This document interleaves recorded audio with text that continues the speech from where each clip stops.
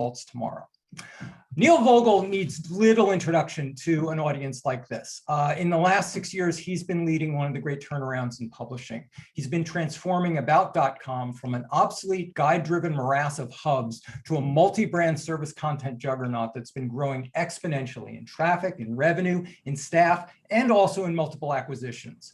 In the first quarter this year alone, the brand reported a 48% year-over-year revenue increase, up from a 33% increase the previous quarter.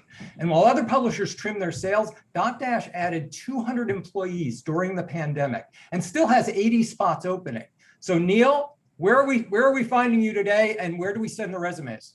Hi, well, I don't know about your resumes, but I am in my, we actually moved offices during the pandemic. So we moved into a new office and then grew out of it all before the pandemic ended. So I'm actually at new office meeting a few people today, all vaccinated, but I'm in a fancy new conference room. I want to dig into the Dotdash mantra, as I've been reading all about you and the brand over the last few years. One of the things that comes up again and again, as you say often, is that Dotdash's mantra is to offer the best content on the fastest sites with the fewest ads. I want to unpack each of those because I don't think any of those three is really as simple as they sound. First of all, content, quality content. You have famously eschewed chasing virality and content trends. What does best content mean for Verywell or Investopedia or The Spruce or Serious Eats? And how do you know it's better? Well, let's take a step back and frame what we do, which then once you frame what we do, all the rest of it kind of is easy to explain. When we set out to create Dotdash, there are three different ways, essentially, we looked at the internet, and this is how people use the internet. The first way is there's nice to know things. That's like social and Facebook and Snapchat and Twitter and whatever. And your gaming and whatever. Then there's want to know stuff, which is like news, sports, gossip, entertainment. And then there's need to know stuff. And the need to know stuff is, I need to cook something. I need to diagnose what's wrong with me. I need to invest my money. I need to fix this thing that happened in my kitchen. I need to buy something. I need to paint my kid's room. My router's not working. We figured out where assets were and what we wanted to do. And everything we do addresses this humongous part of the internet that is, I need an answer, I need help, I need inspiration, I need something. And if you think about what that requires you to do, that requires you in terms of your content to be the best answer, to be the best advice. So when we approach content, whether it's at Verywell in health or Investopedia in finance or Birdie in beauty, if we don't think we can make, and we don't make the single best thing on the internet on that topic, we shouldn't make it, or we're not useful to people. So we need to be better. And how you define that is, it's obviously very subjective, but it's somewhat objective too. Subjective is you can look at it and tell. Like the number one thing we do, because people always ask, like, well, what do you guys do? You're hacking Pinterest or Facebook. We're not hacking anything. We basically go and we look at every single piece of content on the internet of how to do this thing, and we make sure ours is better. And there's a different thing to do if it's a recipe than if it's how to deal with leukemia. And it's a different standard and different way to make things, but we probably invest more in, well, we invest more in content than any other publisher we can find. And I think it's because we pretty much just invest the most. I mean, our revenue has grown from 70 million-ish, 5 years ago to we were like 225, 230 in revenue last year, and like very profitable. We made $60+ million in EBITDA. You'll never ever hear us talk about content costs. We talk about content investment because that is what we do, and that's it.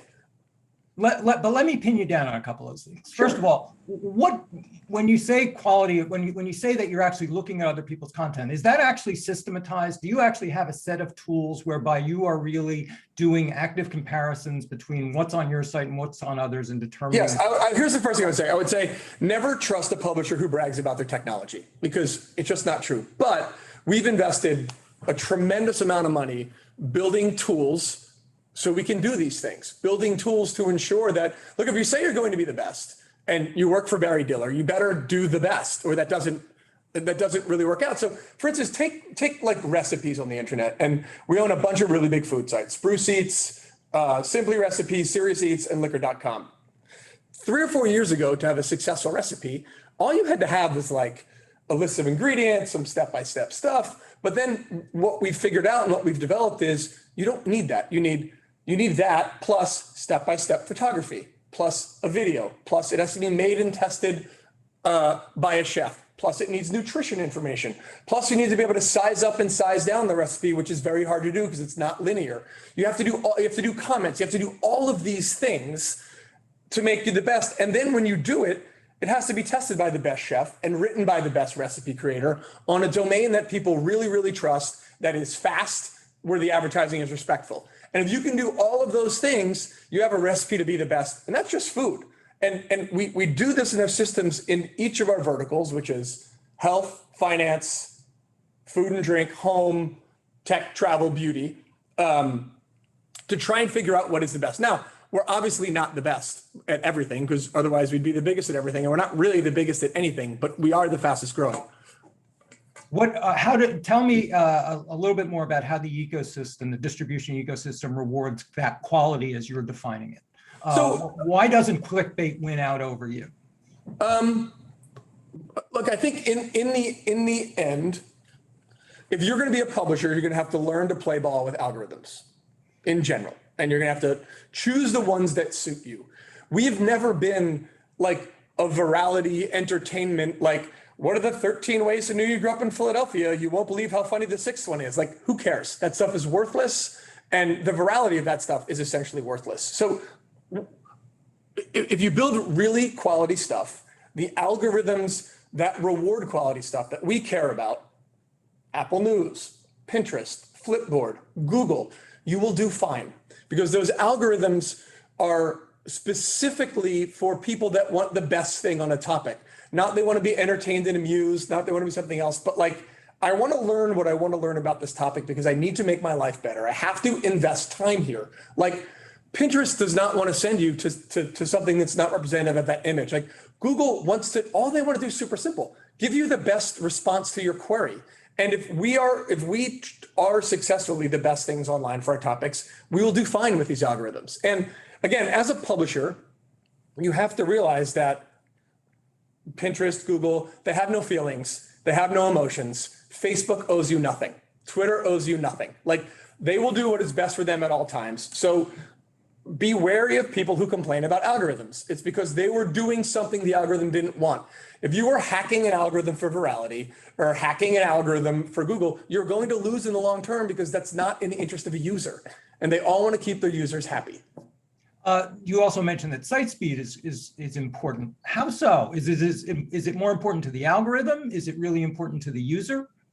Honestly, we don't really care if it's important to the algorithm. It's obviously important to algorithms because it factors into an overall experience.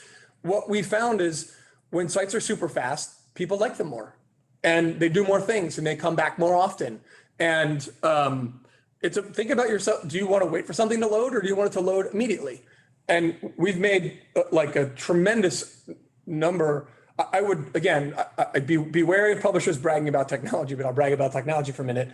We are exclusively focused on having the fastest sites on the internet. And if you do, there's a lot of objective measures that prove that we kind of are, because that makes everything perform better. Humans, ads, content, just like the whole experience is better. And, Google and other algorithms say they reward speed. I have no idea what they reward or don't reward, but we seem to do fine with all these algorithms. Okay, I want to come back to brand because you admitted at the outset you don't have the most popular brands. And in fact, when I go to your publishing page, I see that various brands are ranked as the number 5th most popular, the number 7th most popular. Sure. Where and how does brand matter then in this whole system that you have going? Do you care about building the brand? And what are you doing to increase the loyalty? Brands are paramount and of incredible importance. The thing I think people need to realize is we just started this. Our oldest 2 brands, Verywell and The Spruce, they're barely 5 years old now. They're like 4 and some years old. The Spruce competes against Good Housekeeping. That's like 100 and whatever years old. And yet we've taken The Spruce, The Spruce does more than 30 million unique users a month, according to Comscore, like 36 or 37. So our brands are getting bigger as more and more people experience what we can do, usually via algorithms, sometimes direct, sometimes via Instagram or via however. We love where our brands are. We are clearly challenger brands in most spaces. I think the brands people know often are brands that we've bought, which like Investopedia or Brides or Birdie or even Tree Hugger. But we have grown the Spruce and we have grown very well. Those are both like top brands in some of the most competitive categories of the internet. I think the Spruce might be the biggest home site online right now. So we are exclusively focused on building brands. You see it like we now have products under the Spruce brand. We have products in Lowe's. We have a show on QVC that Birdie hosts. Like we're doing all of these things that other brands are doing. I think the difference is we're doing them all to build brand, not to try and save a model that's not working, because our model is actually working quite well. Many publishers are right now seem to be running from the ad model, especially towards subscription and looking for that direct-to-consumer revenue. You embrace the ad model, and you seem to think that a lot of this fixation on the paid model is misguided. How is your math different, especially since your content costs are so high? So here's the thing, I can't speak to what other publishers are doing, but if you're running from the ad model and like going after the latest flavor of the month or not doing this or not doing that, you probably don't have a good overall model. Like our model is super simple. Because we help people, that everyone we reach is at a moment of intent. Like they're all trying to do something. I need to deal with this diabetes I have. I need to cook my family dinner. I need to paint my kids, my newborn's bedroom, right? So if you're painting a newborn's bedroom, we don't need a cookie. We don't need anything. We know exactly where you are in life, and we know exactly what you're doing. That is incredibly valuable to advertisers. So advertisers like us because we hit people at the moment they're making decisions. The second thing we do is, because we have so many fewer ads on the page and because our sites are so fast, our ads perform great. So what you'll see, and we're sort of part of a public company, IAC, they talk about this all the time. If you look at our advertising base quarter to quarter, somehow like 23, 24, 22 of our top 25 advertisers every quarter come back the next quarter. That's because we work. We win on the RFP, but then we're on the non-RFP part of the business too, because our stuff just performs. So if you have ads that perform, that are really viewable on these really growing, improving brands, and you're great at customer service, the ad business is fantastic. Like we love it. The more people that run away from it, it's great for us. And like we have a great ad business, but you can also look at our revenue and say, well, look, in the last quarter, you guys were like about 40% transactional, which means, and you mentioned it in your intro, which means we're very close to a transaction because we're helping people. And then it turns out we can help them sign up for a credit card with absolute editorial integrity, and we can help them decide what blender to buy. And that's become like a very, very big business for us. So we're not running away from advertising. We love it, but it's only 60% of our business, 65% of our business at this point. I want to pivot to affiliate in a second, but I want to stick with advertising for a second too. Are you charging higher CPMs? Is most of your sales direct? How are you monetizing the page differently from some others? We're monetizing the page because we have less stuff on it. And we don't do annoying things. We'll never do a pop-up. We'll never do a pre-roll. We'll never do an interstitial. We'll never do something that interrupts your content well. So that DQs a lot of stuff, but the stuff we have performs really well. So when you perform really well and your brands are improving, you get really good rates. So we get really good rates. Now, the interesting thing is Verywell, like our health brand, we're still not getting the rates that WebMD and Healthline are because our brand isn't as strong yet, but we're getting there and we're really closing the gap, and brand plays into rates as well, obviously. Wait, what was the second part of your question? Yeah, it was actually, I think you answered both, but I have a follow-up to that is the value of that page more contextual than it is the individual user? Yeah, it's 100% contextual. Like if every cookie disappeared and never came back, it would be great for us because how much of your sales is direct? Gosh, probably I'm going to get this number slightly directionally wrong, but do you count like PMPs and programmatic direct? If you do, it's probably like 75%. Okay. Right. Yeah, you're not using any open market or any. No, we use some open market. We actually do exceptionally well in the open market. So here's the thing, people run away from the open market if they have ads that aren't viewable, that don't perform on domains that don't care about, that treat it like remnant. We treat the open market like a viable, desirable revenue source. Like why wouldn't you? It's just another demand source to put in your stack. Like we particularly have a problem in some of our more CPG oriented sites that we do better in the open market than people will pay on premium CPM. So we may do open instead.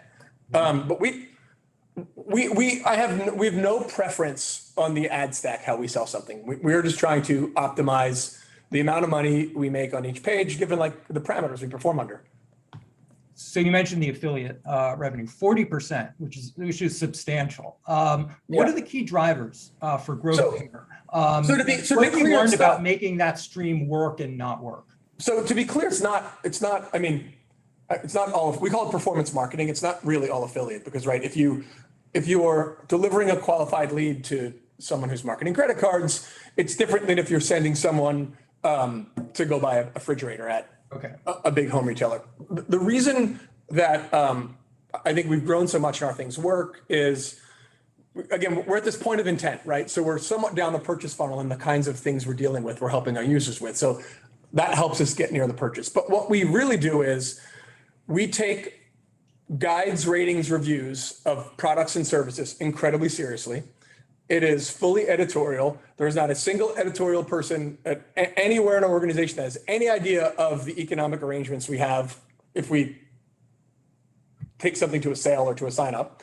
And we never, ever influence our ratings by who pays us. So if you look at some of the other guys who talk about credit cards, they will put the guys that pay them the most first in their list. They'll literally put the 2-star in front of the 4-star. We never do that. So like on some of our most popular pages, the top 1 or 2 things we say to go do, we don't get paid for, but we don't care. Because what will happen eventually is it's all about user trust at the moment of intent. And if people love our recommendations, again, whether it's a smaller decision, like what pool raft do I want this summer? Or whether it's a really big decision, like what online broker should I sign up with? If they trust us and trust our brands, we will do great. And that is what we've done. And you and I were talking offline and I was joking around. I was saying that if you took executives from some other media companies that do some of these things and they sat with us, they would probably look at me and be like, you're a dummy because you guys, like you're going to do whatever, I don't know, 200, you're going to do a ton of revenue this year. I could do 25% more if you did things our way, but we don't do things their way because it doesn't work. Like we're not in the service of advertisers, we're in the service of users. And part of that is connecting them with advertisers and marketers, and it makes all those relationships better. I want to remind everybody that we want your questions. So either put a question into the chat and Lisa will read it off, or raise your hand and we'll pipe you in live. I want to ask about the acquisition and the conglomeration strategy for you guys. You've made 5 or 6 acquisitions in just a few years. Sites like Simply Recipes, Serious Eats, you've got Brides now. There seems to be a race among digital native publishers to conglomerate. What have you learned about what makes digital content aggregation like this work and not work? What are the keys to doing this well as opposed to simply just glomming together a bunch of sites? Again, I can't speak to what other people are doing, but like, for instance, when we bought Serious Eats and Simply Recipes, I had this like investment banker who's trying to sell some of the things that you've probably heard of call us. And I'm like, and when we bought this and he was like, God, you guys keep buying things that like aren't on the radar. I didn't really expect you to do this. And we basically said back to him, like, well, what do you expect us to do? Like, this is exactly what we should be doing. And you'll see the pattern of what we've bought is very, very clear. We're buying assets that fit our model, that help people with intent. And we really, really wanted to get in the beauty business because we thought we could compete very effectively there. And I think we've proven to be quite good at it. The team we have is amazing. So we bought Birdie and Brides. And that got us in the beauty business. We love food. We feel the same way in food and beverage. So we bought liquor.com and Serious Eats and Simply Recipes. We love the green space. So we bought Tree Hugger. And you can see with all the things we bought, it's to serve people at this moment of intent they have across various industries. Like we have no interest in people that do listicles, people that do general news. Like that is not what we do. Like those models I don't really understand. They may be good, they may not be good. I don't know, but what I know is we've been really, really disciplined and we're fortunate to be part of IC. So we've got lots of capital to do things. And look, we're still out looking for intent-based properties, and we'll hopefully be able to buy more. Let's let's bring in some questions. Lisa, what have we got? Hey, well, just one in terms of you're talking about, it's very much about intent, and which obviously that's really right there, a direct to consumer kind of relationship. But the intent, we've seen so many changes over the year. How much, like, as you move forward, what are you then looking at? You found success in food, you found the success in beauty. Is that, how do you grow from there? And when do you decide, okay, what's the next vertical to go to?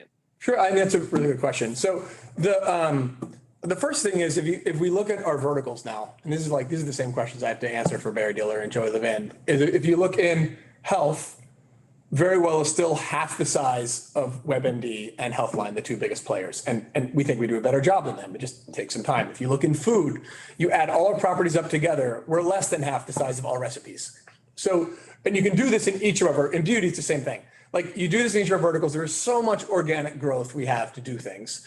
There's also lots of things that we can buy that fit into these verticals. And I think we're in, not all, but we're in most of the really commercially viable verticals for the kind of things that we do. There's a few more that we would like to grow into, but like, again, we're nowhere here. We just started. We've been in beauty for 2 years, and you know, we're competing against guys that literally have brands that are 100 or 120 years old. So it's just like I have a totally different take on publishing. It's actually an incredibly exciting time to be in publishing.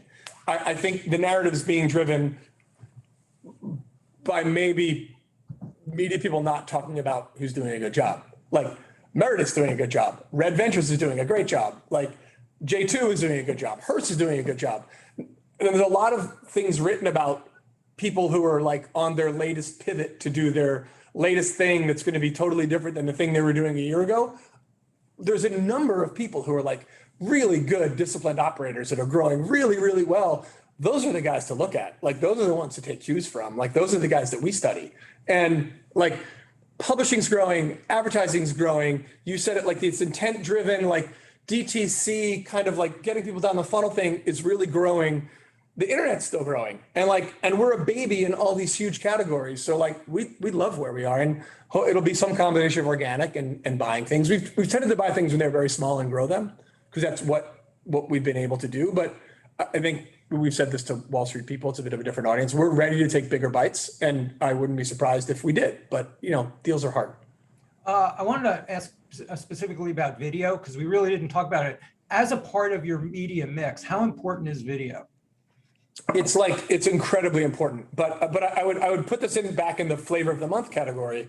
We've always done video. We never did a pivot to video. We never did anything. It's like, if you're helping someone choose a brokerage account, that kind of content does not need a video. If you're teaching them the best way to make a blueberry pie, or the best way to install a light fixture in your room, or something about like how to fix your router, videos are way more important. And videos for us are often made for just one or two pieces of content. I think we'll make, I'm gonna get the number wrong. I don't want to get in trouble, but like 7, 8, 9, 10,000 videos this year we'll make. They're short, they're great, they're super clever. Some are animation, some are this, we do really fun things, and like the Spruce Code, like one thing, like what's the best way to fold a hooded sweatshirt? Because no one knows how to do it. And that was a video that I did, which was great. I was very proud of that.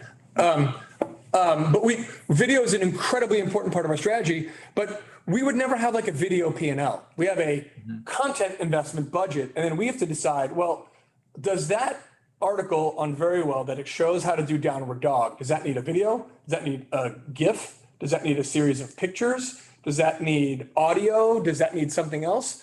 And the editorial team will decide what it needs, and then they'll assemble and build what they need to build. And that's how we do it. And I'm going a little bit all over the place here, but one final question about acquisition. You've got all of these different brands. They have their own cultures. They have their own technologies. How are you integrating this? How much are, say, some of the tools and technology that you are not bragging about are being standardized across those different publishers, and what are you leaving for them to do themselves? That's a good question. So we have we have centralized platform, centralized ad stack, but each of our brands or sort of like brand groups has its own tech team, product team, design team, editorial team. Now we have a central product leader and obviously a central CTO and all this other stuff, but we leave things very much up to our brands. And we tell them all the time that you build what is best for you.